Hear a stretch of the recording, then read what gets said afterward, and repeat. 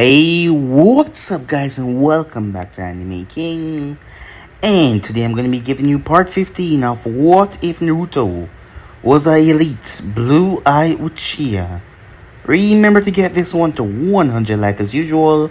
Share this to all of your friends in your social media platform. And also guys, go ahead and check out the brand new episode of What If Naruto Had the Rarest Bloodline over on Anime King 2 and enjoy that guys. And also stay tuned for a brand new episode coming over and making 3, which I do hope that you guys enjoy. And also, yes, you heard that correctly, I indeed have 3 channels, Anime King 2, Anime King 3, which I post what if on every single day for you guys to enjoy. So go ahead and click that red subscribe button and become a part of the Anime King family. And thank you for all of your help and your support. And yeah, without further ado, what is to begin this new episode? Start the intro.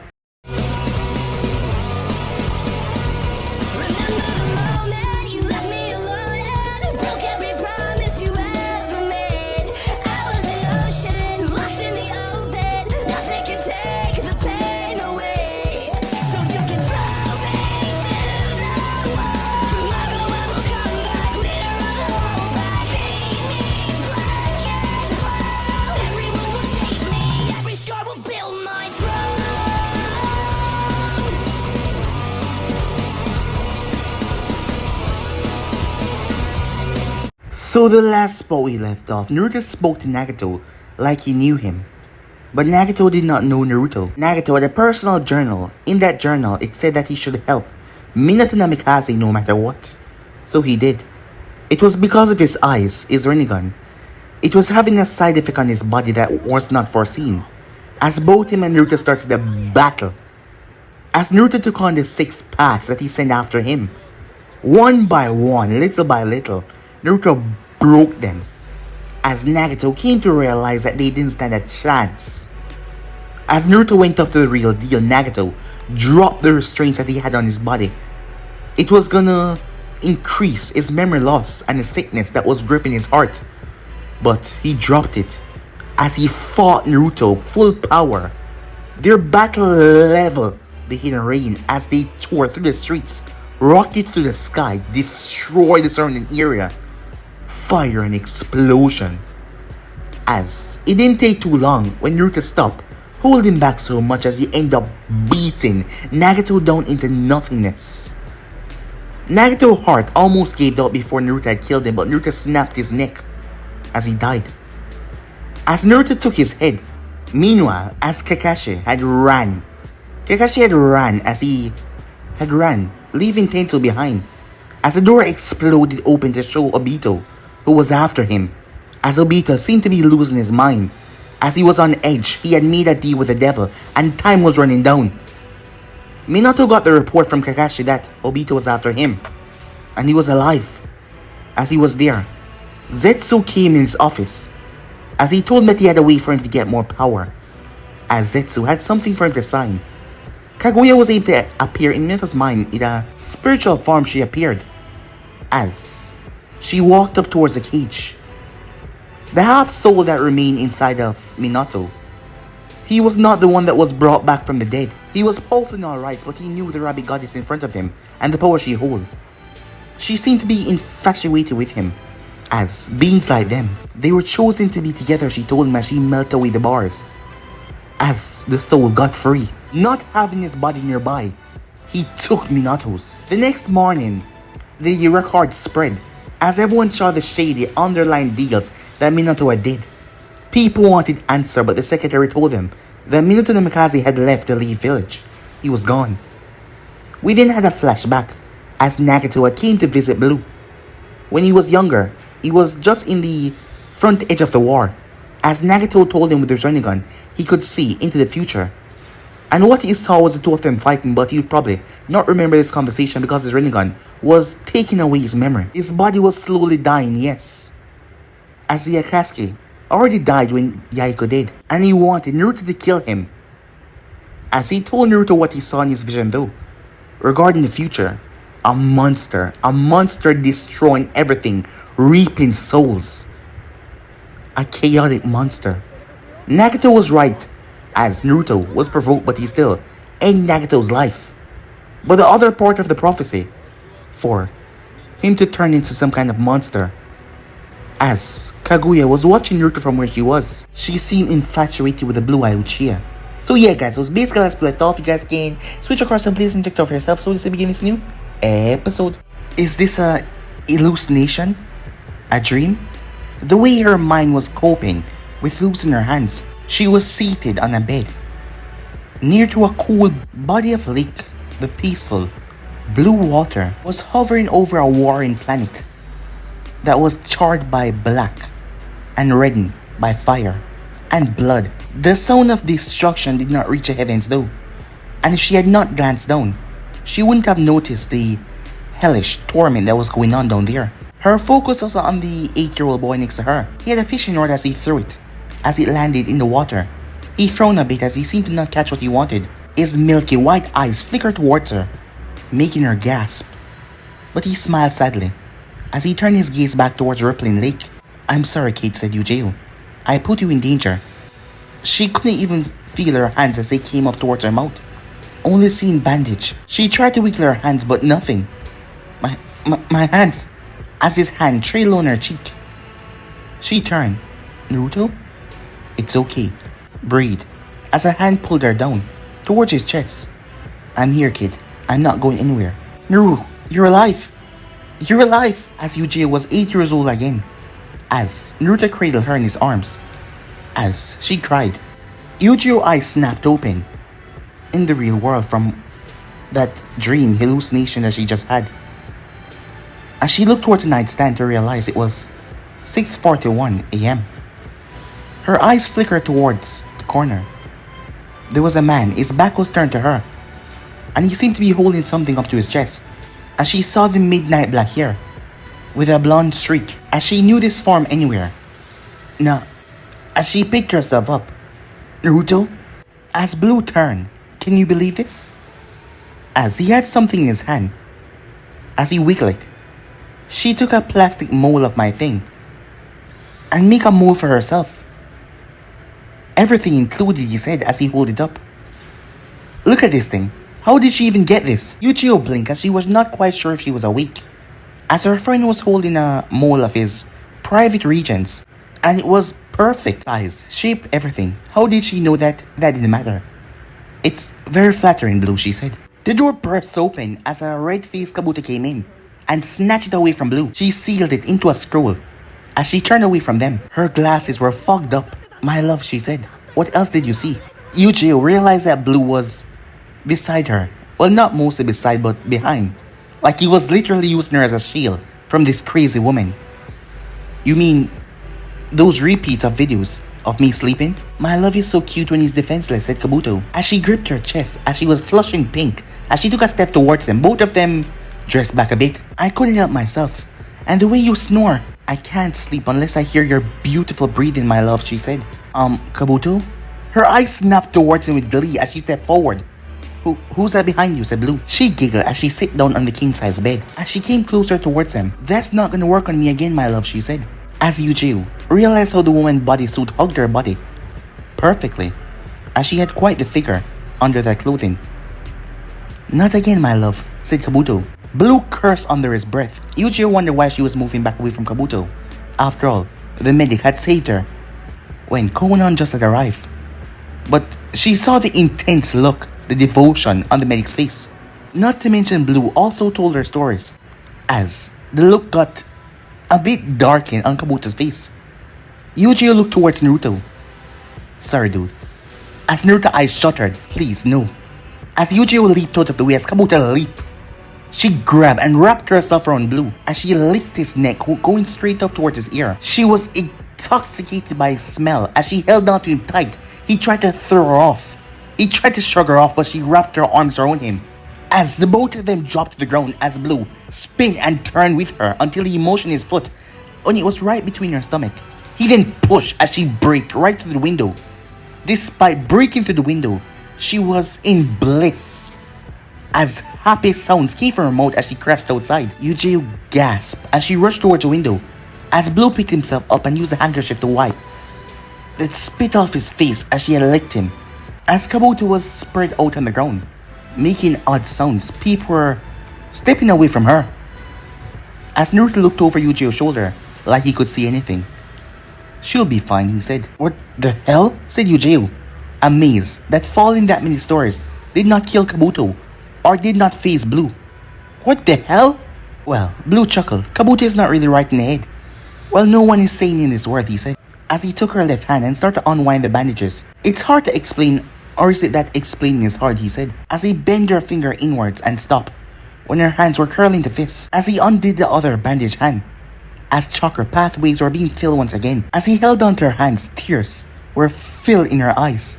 From the moment when she heard that he was dead, emotions were swirling through her. "I had hoped Minato was smart enough to leave you out of this.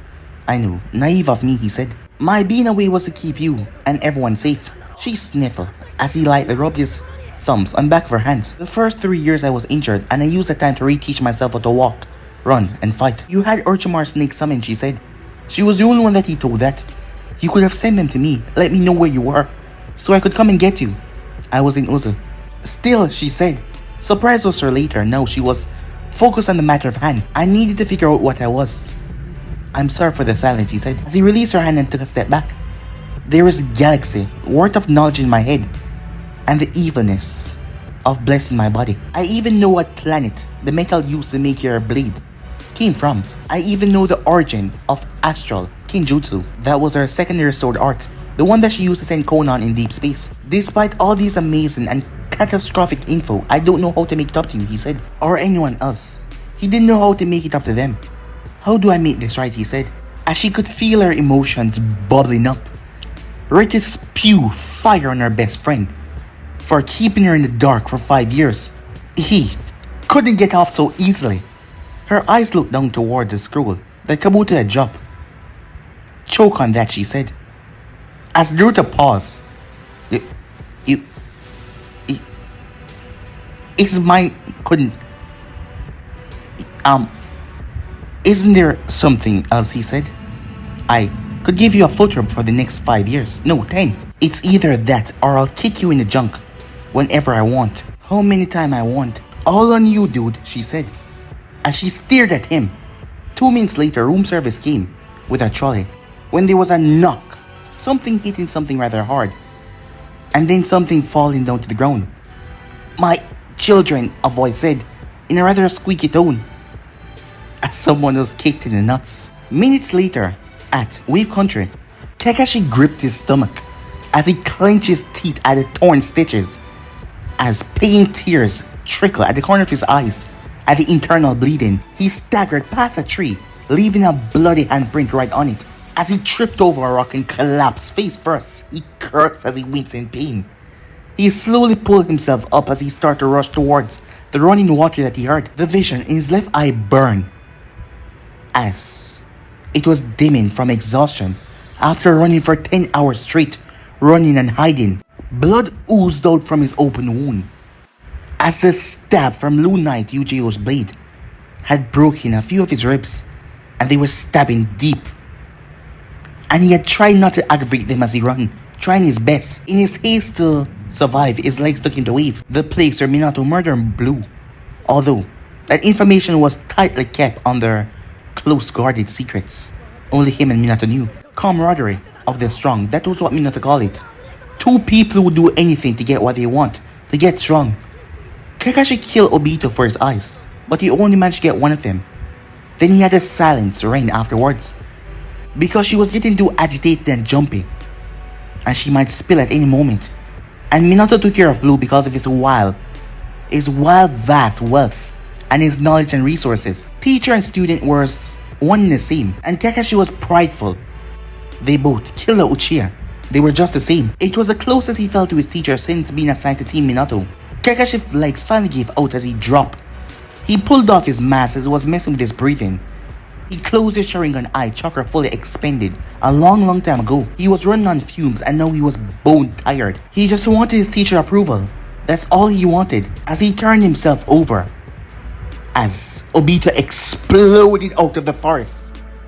After all, he was not far behind. The supposed dead Uchiha inhale and exhale as Obito's head snapped up, glaring at his stubborn target. Kabuto visibly pale at his former teammate. His clothes were torn and muddy, and also scratch was all over his skin as he had ran right through a lemon field in grass country. As it made sense now why he wasn't helped by the medicine that he paid with the blade. Kabuto, as he had saw the snake seal. Yes, he saw the tattoo. Blue's mother was probably the reason why the Yakuzas of the Iron did not do anything. He pushed himself up to his knees as he brought up a hand. Stop! But Obito did not listen as he seemed to walk towards Kakashi. I said stop, Obito. Shut up and die, Hatake, said Obito. The time on the back of his hand was ticking away. He only had 1 hour, 4 minutes and 50 seconds until the consequences. This is for Ren, he said. Kakashi shuffled back as he was near the edge of the cliff where Blue's corpse was tossed from. All this for that spineless girl, he said. You remember she was there when I dropped those rocks on you. She looked the other way.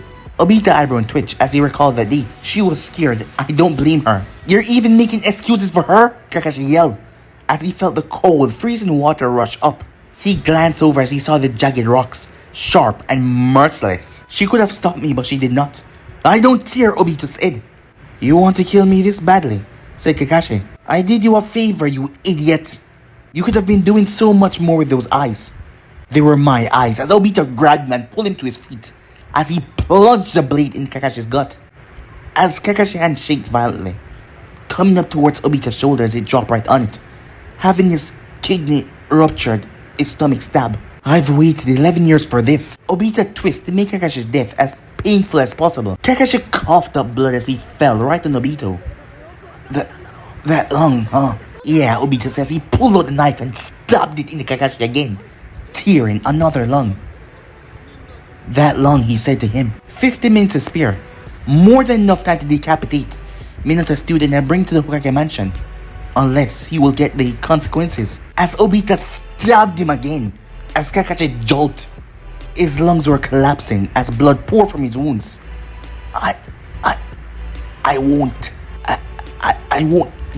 give you the satisfaction. That's so, Obito says. He stabbed him right into his deflated right lung once again. Die already, Hatake. Mustering the last remaining strength that he had. He leaned his head as he headbutted Obito. As Obito staggered, Kakashi pushed himself back as he was unable to do much. The only thing he could do right now was fall as he plummeted several meters down below, his neck snapping on the sharp rocks down beneath. Obito's hope of getting Rin back was to kill Kakashi however he wanted and bring his body back to Konoha as the body washed away with his hopes of seeing Rin again. But now, the consequences. Blue had told him to read contracts before signing. Now he was reflecting on those words. The important part of the deal wasn't Kakashi dying. The important part was Obito killing him. Did the Blue Uchiha know that he didn't want Hatake to die like this, but by Obito's own hand? Was Blue aware of how exactly Kakashi died? Was he aware of this? Obito heard a caw in the distance, a crow. As that answer clear enough.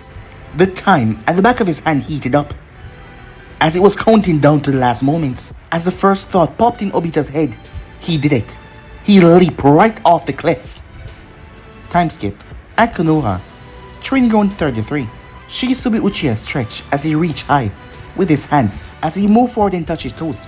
As he moved from side to side, as he bounced on the ball of his feet, he scoffed at the wolf whistle that came from the other side of the training ground. Calm down, Izumi. The girl simply chuckled as Shizube lowered himself into a stance. Before he blasted off in a quick run, he breathed tightly through his nose as he passed by his best friend with each lap. This was an after training exercise that he did to hone his stamina and his speed, giving credibility to his nickname that was dubbed to him in his academy days, Shizube of the body flicker. He liked running and speed was a big part of his fighting style, so that was all the better. People were always trying to make things into a competition, as there were always whisperings that he was stronger than Itachi and Izumi. But these whisperings wasn't enough to tear them apart. Their relationship, their friendship, was a lot stronger than that. They were all stronger in their own way. Itachi was far smarter and cool-headed and logical because he was a whiz in genjutsu. Izumi had the raw, natural strength, plus the adaptable reach of a bow staff. and Shisui was a speedster who used the body flicker technique in his arsenal. Why weren't they an official team? It would have been perfect, as he just passed his third lap. As Izumi stabbed her staff into the ground until it was 3 feet down, she then stand on the other edge as she raised one leg, using one leg to balance. Kushina Uzumaki was her team sensei, and yeah, she pushed them to their limits. So she had to pick up the slack for the other two, seeing that she was above them, until they reach her level. As Kushina had went off, saying that she was going to a improper council meeting, even though she wasn't a counselor. Izumi was glad that her teammates accepted her leadership and followed. Things were easier that way.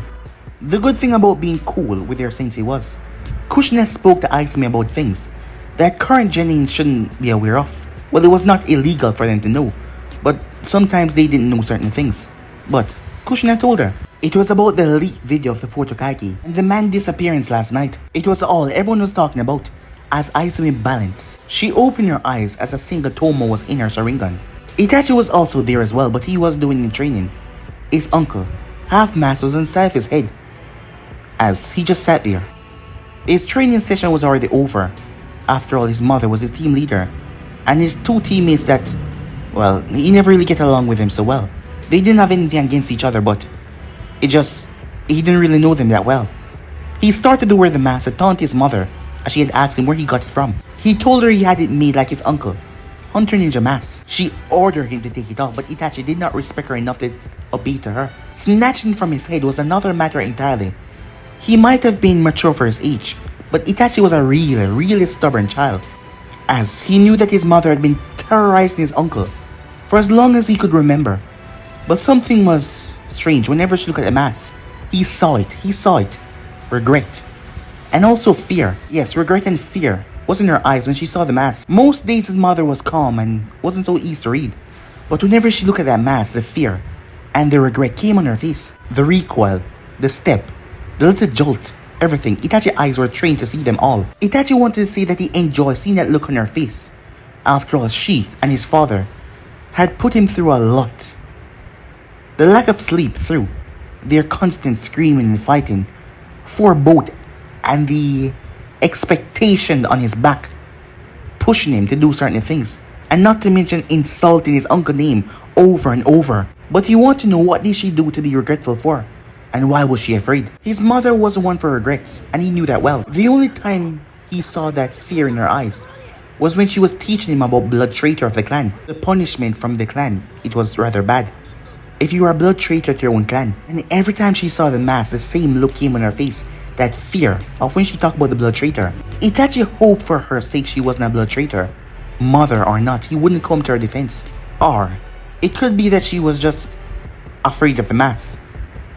White shell, without a mouth, the angry eyes with the red around it. As Itachi remembered, probably gave her flashbacks of when she saw Blue that angry before. When his father had left him in the forest of death, with nothing but a few matchsticks and a single kunai, told him to survive. And his mother agreed with it as well. She didn't do anything to stop it. His uncle had come and found him. That was the first he saw his uncle so angry. And the clan members had bowed in respect. When his uncle had snapped his father's arm. Hey, Scratchy. He blinked as Izumi was looking towards him. You were saying something about the girl in your team. As he looked at her, as he remembered his conversation with her and Shisui on his way to the training ground. Yamako, Nara, he said. What about her? Izumi asked. Did she flirt with you? Did she ask for your number? Izumi said. She asked for yours, actually, said Itachi. Izumi stumbled as she quickly grabbed her balance back on the staff. She looked towards Itachi. My number? Yep, said Shisui as he ran around, passing his 10th lap. But why me? What did I do? As she recalled that Yamako didn't speak to her when she was in the academy. And it was not on her part because she wasn't a bad person. But the girl just didn't seem to like her. After all, Izumi was a perky girl. She was the kind of person that could walk up to the sketchiest person in the class and start up a conversation. With this level of friendliness, she always tried to corner Yamako. As she tried to talk to her, the girl was the generation prodigy of the Nara clan. But the girl simply scoffed and walked away. With her followers. Being a young prodigy, she had a lot of followers and a lot of friends as well. At some point in the past, Itachi had that as well. but a stare at all of them had made them scare away. Did you give it to her? Izumi asked. Of course not. She can come and get it herself, Itachi said. Help a girl out, Scratchy, Izumi said. As she scratched her chin, she might be in love with me, and she's just too shy to ask. As Itachi looked at her, she also told me that I shouldn't tell you that she asked for your number. See, said Izumi. Poor girl, she's falling for my feminine charm. Trust me, Izumi, she's not crushing on you. This is just you overthinking something and blowing it out of proportions. Izumi scoffed. My only weakness. Honest opinion. As her Sharingan deactivated Shisui came to a stop. How much you want to bet that she's madly in love with me? I am not betting on your love life. Come on, Scratchy. No. And like that, she kept on pestering him over and over as the three of them made their way back to the clan compound. As Shisui just seemed to block the both of them out. Dude, I'm telling you, 500 are you if she doesn't love me. Plus, I'll get Ayam Ichiraku to kiss you on the cheek. As Ayam was a 14-year-old girl that they knew from the ramen stand. No, Itachi said. Uncle? Asked Ayumi. No, Itachi said. I could have sworn that give it to her, Soride, said Itachi, as they nodded towards the gatekeepers as they made their way inside. As their feet tracked towards Blue's house, it didn't really mean anything really. More to just remind them of the Blue Uchiha, as they then would depart to their own homes. Shisui and Izumi went to theirs, while Itachi went towards Kurnai and Yuji's apartment outside the compound. The path into Uchiha base will take them straight towards a road, picket fences, lawns, well cured, beautiful houses. The clan council and popular opinion went around Fukaku's head and named the street Naruto Blue Uchiha. After all, that is where he lived. Fukaku didn't want to do that, but they went above his opinion. But this time, them going there, something was off. Shisui focused on the surroundings, as there was a lot of people conversing. The people were talking and glancing towards him. Something that had to do with them, but they weren't being held by anyone. They were being directed towards a house. As the people parted and gave them way, a black-haired woman leaned into her friend as she spoke so they could hear. Clan head and his wife aren't in. As Shisui and the group heard her, they're still held up at the Hokage's tower, I think. Meeting after meeting, I'm telling you. It's gonna be a while before they return. We always knew that Minato was scum. And now, Lord Naruto gave us proof. All of the kids' eyes shot wide open. As they kept on walking, they saw the yellow tape. On Blue Street, the yellow tape filled the entire place. Everyone had left it as a crime scene. After what Minato did to the place, he did not even wait, as he just came in and broke down the door, and he had entered. They stopped in front of the yellow tape. One of the Uchihas raised the tape, as Izumi was the first one to go underneath it, and the three of them started to make their way. The lawn had grown. It was filled with daisies and wild shrubs every now and then there. Blue always gave Itachi the job to cut his lawn. He trusted him a lot with that. But that stopped 5 years ago, and now it was in a state of disarray. There was a debate in the clan whether or not to maintain Blue House as it was. But in the end, they left it as Minato left it, a crime scene. As he raided Naruto House for blueprints for weapons, he left Naruto House upside down. Izumi coughed. Do you know why I stopped wearing skirts, a part of my gear? She asked. As that was just out of the entire realm of what she could have asked right there. A really odd question. As the two boys snapped their head towards her, I was getting tired of worrying if boys could see my underwear whenever it get windy. A black knee-length skirt was a part of her gear when they were in the academy a year before they left. She had changed it into black pants. The two boys did not wonder and they did not ask, they just went with the flow. We got a lot of creeps in this village, Izumi said. Itachi and Shisui shared a look, as Itachi was one that speak. What does that have to do with anything, he asked. I can be self-cautious too, she said. And, said Shisui, as they just wanted one name. If anyone was peeping on her, if anyone was trying anything, both boys would find this person and they weren't gonna talk. Jeez guys, I didn't know you care that much, she said. As she looked towards the two of them, it was just tense. I want to lighten the mood, she said. The both of them breathed a sigh of relief, as Itachi was just trying to plan a death without making anyone find out. As he patted her on the head, we worry about you, Zumi, he said. Yeah, get in there already, she said. She pushed him. Itachi paused. Wait, you guys aren't coming, he said. Shisui gave him a relaxed smile. He's your uncle. Me and Izumi can wait till later. As Itachi nodded. He took a gulp as he stepped forward, as he could feel his heart pounding. All of them felt it from the moment they entered the Uchiha clan. As Itachi moved towards the front door, he ducked under the yellow tape as he made his way inside. The place was a mess after what Minato did. He had just broken down the door. He didn't ask for a spare key or anything, he just broke it down. The TV was broken as it was lying on the ground. The once clean carpet was torn apart and pulled up. The chairs were tossed back, the sofa was flipped upside. The underneath was ripped right open. The center table was smashed against a wall. It was still in its same position. The air conditioner was ripped out from the wall and scattered everywhere. There was even a section of the wall broken open with termites inside, and wires, and cables. Itachi's hand clenched into fists. Minato and his ninjas did this. No Uchihas participated, not even Fukaku or Nagato, as the other Uchihas could only watch in silence as it happened, stewing in their hatred. His ear twitched as he heard a shuffle sound in the kitchen. He slowly stepped towards the door frame. Purse was in dark clothing as he was ruffling through the cabinet above the sink. My ramen too? As he slammed the cabinet shut. Come on. I know it was 5 years, but still. You just don't mess with the man's ramen. Blue? Itachi said. As the man spoke, correcting his nephew, Uncle Blue. As he turned a smile. Uncle Blue? Said Itachi, as Naruto's shades gleamed with amusement. As he reached behind him and pulled out 4 leather satchels. I got goat milk, he said. Secret to finest.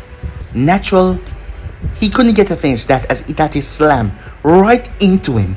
As he nearly slammed him right to the wall because he tackled him into a big tight hug. As he sealed the goat milk into his pouches on his arms. As he held Itachi. He hadn't seen him for 5 years now. Itachi felt something that he has been lacking for 5 years. Rest. Sleep. His body releasing all of the tension that he has been holding back for the past 5 years. It hit him like a train as he slumped in Blue's arms. Much to Blue's amusement. I guess goat milk can wait, he said. The house wasn't in the right state for his nephew to sleep in. And from looking down here, you could tell that upstairs was probably worse. So he did the next best thing. As he shifted the boy on his back, Itachi sighed in his slumber as he shifted his arm around Blue's neck. He suspected the boy wouldn't want to be seen like this in a state like this, so he threw his cloak over the boy. We'll talk when you're awake, okay? That was all he got. Okay then, said Blue. As the cloak leaned off his shoulders, forming a black mass of crows that turned into a clone that had Itachi on his back. The real Uchiha rubbed his hand together. It was time that he ruined his sister. Meanwhile, in the Otsutsuki dimension, Minato's soul did not even weigh half of the incomplete spectre that he joined with. Consequently, his body could not properly contain the struggle of Naruto's other half. He had previously kept Blue, other half separate and constantly restrained, until the Rin Sharingan of Kaguya projection released that half from him. It fortified his body and mind for the time being. The half soul that Minato had did not got embraced by death a second time. It was only the other Blue that woke up on Ozu. This one was sealed away in Minato. So it was still technically human, mortal and alive. Only having half of the strength that Blue had when he was alive. Still, it was this part that Minato merged with that made Zetsu's mission, yes, on the verge of being completed. As it was vital, very vital. The fusion of sorts gave Minato the power so that he could open the moon. Usually it would take the 10-tailed beast and the amplified Rinnegan, but the half soul that was inside Minato had enough power to do it as well. The only thing that was left was to trick Minato into learning the hand signs and Fuinjutsu. And given that Blue was going to get a new pair of Sharingan, yes, it wouldn't take much longer to trick Minato into an inescapable corner. Blue was coming for him after all. Meanwhile, 50 Shadow Clone of Minato was meditating, as another 50 was going through the flying, hummingbird kata fighting style, as Zetsu watched, wondering if this version of Minato Namikaze could take down the embodiment of the underworld. Time skip. Konoha, council meeting room. For the 20th time that day, a black and white video recording played, looping over a full hour, leaked by an unknown source. It was dated 8 years ago when the Third War was cooling down. Flashback, Amake touched the camera as he was in his white doctor cloak as he adjusted the thing. As he made his way down a brightly lit hallway, he did not look at the cages piled on either side of the walkway, with sickly, weakened people inside of them. This is merely for insurance if the Yellow Flash decided to stab me in the back. He then said Gato called the name of the CEO of the Gato shipping company. If you get this and I'm not alive, for whatever reason, no matter how natural my death look, let the whole world see this, because I'll be taking that yellow bastard down with me. That bastard didn't want camera inside the lab, so his face would not be associated with what he was paying for. But I'm gonna be clipping his wings someday. As he paused in front of a grayish door. You know, he said, something tell me that you will use this video to blackmail Minato. But he will kill you before you open that greasy mouth of yours. But I can't actually rely on anyone else. Don't have enough people. He pushed open the door as he entered to see Minato inside. What took you? Said Minato. So something came up. As Minato was dressed in the Hokage's robe. Something more important than me being here. I'm a very busy man, Amake, said Minato. Sorry, Amake said. His tongue being dry. Looking at the fastest man in the world right now who could slit his throat in a second. Show me what was so important. Yes, look this way. He motioned towards a desktop screen where he clicked a file on a computer. Information and images came out with every click. The video that the council members were watching turned greeny as they tried to capture everything on the monitor screen, but it was somewhat stable. As Amaki paused at one, there was a name. Teowaya. It was a girl. She had red hair. She was snarling at the camera at the time of her picture being taken. Kakashi brought her from Hidden Star Village a handful of weeks ago. Maki referred to her by her serial number that was branded on the back of her hand. 609991. What about her? Said Minato with a frown. I swear if you're wasting my time. 89% of her genetics are Uzumaki. That made Minato pause.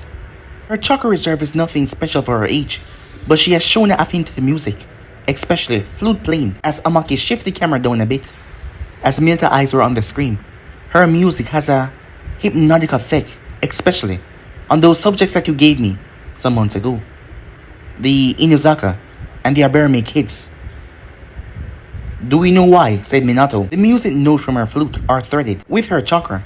It's the first time I came across a human that can do that. Rumors are that the six-tailed slug Jinchuriki was able to hypnotic an entire battlefield like this once, but the holder had vanished a long time ago. Her ability is special. Special won't cut it, said Minato. Huh? Said Amaki. Can you replicate your ability so I can sell it? Said Minato. Well, said Minato. Not as of yet. Useless, said Minato as he flashed away with the last few words. Get it done. End of flashback. The next thing to come was an audio of Minato telling Hassan counselor not to inspect the quality of the ramen being delivered to the desert, saying that it was quality made. Halfway into that recording, pictures of dirty factories with some people that looked like they were starving was seen holding and handling ramen. Work to the bone, paid 15 Ryu every hour. They had to even sleep in the factory. They had to get the work done or else. And then a photo of Minato shaking hands with a wanted drug baron. A man so wanted that his arrest was extra priority. Cutting corners here and there, illegal dealings there. It was difficult to watch, yet everyone watched it. Everyone had watched it. This was their Hokage, the man that they idolized. The only justifiable money Minato's gotten was his wages after the Third War. Other than that, everything else was dealing some illegal crap. Mikoto was half listening to the panic, shouting that was going on in the room. But really, her mind was not there. Training her genuine team today was taxing her nerves. All because of Itachi wearing that mask. As her teeth clicked, she could swear that the mask was staring into the pits of her soul. Her son did not wear the mask over his face, but he enjoyed the discomfort as she could see it in his tired eyes. But she didn't have the willpower to snatch it from his head, thereby touching it. Her stomach turned. It judged her. The mask was judging her and she knew it. As she rose up from his seat and yelled at her husband. Something about not dismantling the criminal Hokage. Fukaku was defending Minato, saying that the man at least have a chance defend himself. Kasumi cackled at that. That was hilarious. We have evidence, more than enough, she said. Kushina was in the corner with her flip phone, not really caring about most of this thing. She just got confirmed even more that Minato was a greedy, disgusting bastard. She was hoping for a free-for-all though, if all of them were gonna fight, so she could jump into it. There was a couple of faces here that she wanted to bash in, as she glanced towards Minato. At the moment she was texting Kurenai, Yujiro and Uncle, as Yujiro was still in Zeiki. Meanwhile, Minato frowned. It all came back to Minato and Naruto as she glanced over towards Kushina. She had heard her brother confession all those years ago, but they were good friends, and Kushina didn't want to break that. Another reason was because she was older than him, and she liked someone else. Minato had laughed. She had laughed, yes, as Blue had left to Ichiraku Ramen. Weeks later, Kushina came to her and asked her if she heard about her brother and how he was doing. Even when she and Minato was getting a bit closer, it was strange to Minato. She couldn't understand. And praises kept on coming back about Blue, prowess and genius out there in the field. But she saw the glances that Kushina gave Blue, and when he spoke, it was like she was soaking up every inch of his words. But they never did anything, because they got to see each other less and less. And for that, Minato was glad. Then the war ended, and Kushina bought a house away from her husband, and gave a spare key to her brother. Word went around the village that the Kyuubi Jinjuki was seen flirting with the Blue Uchiha when he dropped his nephew off at school. It was at that time that a rift appeared in their friendship. There was a knock on the door. As the meeting went silent, I'll get to say Kushina. As she got to her feet and walked towards the door, she pushed her head outside. As she nodded, she then pulled her head back in. Fukaku, Minato, they're here for you. In the gap of the door there was 5 Jonins. 5 Uchiha Jonins. But they were not wearing their forehead protector. They marched inside as they offered their greetings to the council members. As they turned towards Fukaku despite the man glare of them interrupting. What is this about, he said, as they should speak carefully. After all, if their reply was not something that was important, who sent them, and their heads would roll. One of them spoke. The Honorable Clan Council requests you at the compound, along with Lady Minato. Lord Fukaku. He scoffed. What's this serious matter? Clan matter, the man said. There's no need for this much secrecy, said Minato. But she flinched as the group did not even look at her. They didn't even acknowledge her at all. Troublesome, said Shikaku. Just go already, he said. If it's a matter of the clan, it must be answered properly, said Shibuya Bermi. No one knew that they were pushing Minato to her demise. Perhaps she could escape these 5 members if she knew that she was gonna be tried for being a blood traitor. But if she stepped foot inside the Uchiha compound, how would she escape? After all, these trials were rare. 4 generations passed and there has been absolutely not even one blood traitor. So that was the farthest thing away from Minato or Fukaku's mind at the moment. It did not matter if you were famous, if you were popular within the clan, if you were powerful. Once you were known as a blood traitor, that was it. So all they want to do right now is to get her in the compound. When she was placed in the compound, she would not escape. But the thing was, neither of them knew about this right now.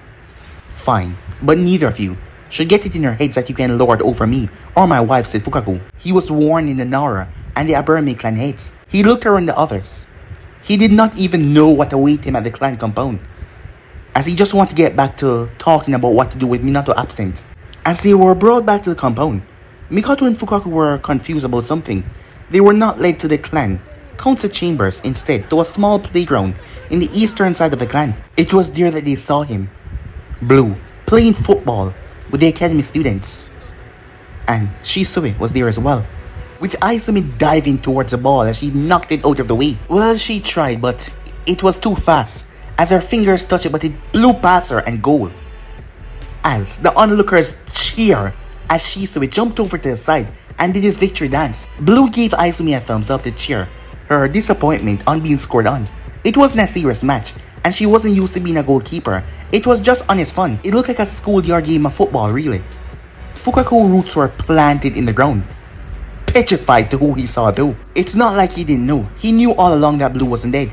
He knew that Minato could not kill the Blue sniper, but he never knew that he'd returned back to the village. No matter how hard their clan mates pray and offer to the shrine, he never knew that he would come back. Minato though had her jaw wide open, slowly shifting back in terror at her brother's reappearance. The careless game of football, him behaving all natural, it didn't trick her one bit, as she was backing away as best as she could, until her back met a solid form, stopping her. She turned as the cold black eyes of Uchiha gazed towards her, as she saw the look in his eyes. Everything. They were looking at her. As she realized that she was caught dead in center, her Sharingan flared to life as she tried to place them all under a genjutsu, but theirs flared as well, breaking the genjutsu. The ones that weren't strong enough were cast underneath it, but all the others that could, their Sharingan activated. It was like a small huddle of flies all around, glowing red. As the game was stopped, as Blue turned his head, he had a smile on his face. "Sup, sis," he said. But guys, be in subscribe right here. If you want the next part to do, like, subscribe, comment down below, and turn on that bell notification to stay posted. Remember, share to all of your friends in social media platform.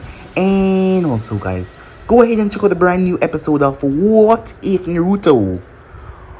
What if Naruto had the rarest bloodline over an anime king? And enjoyed that, guys. And remember, if you're new, go ahead and click that red subscribe button and become part of the Making family. And thank you for all of your help and your support. And stay in tune for a new episode over on Anime King 3. Yes, you did hear that correctly. I have 3 channels, guys, if you're new.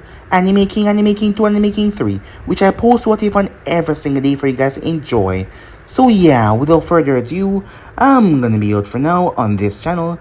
See you guys over Anime King 3. Peace.